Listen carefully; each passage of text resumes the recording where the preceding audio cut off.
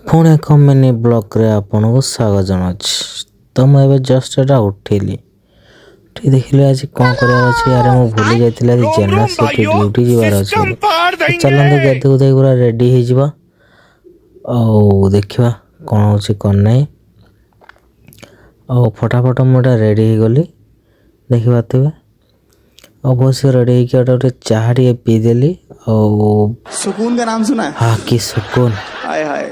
बतवे इतना सुकून। चलते फटाफट बाहर जाटा आटा मु बाहरी गली देखी पारे आम देखा निहाती कमेंट जनइबे और चलते जावा और सकाळ व्यू टे देखु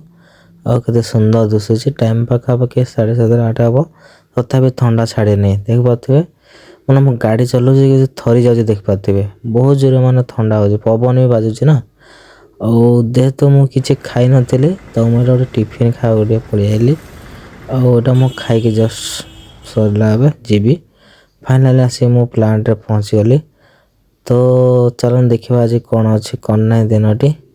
और मुझे गोटे साइड गोटा बाहर आई आज मिनी ब्लॉग आप भल नहीं प्लीज लाइक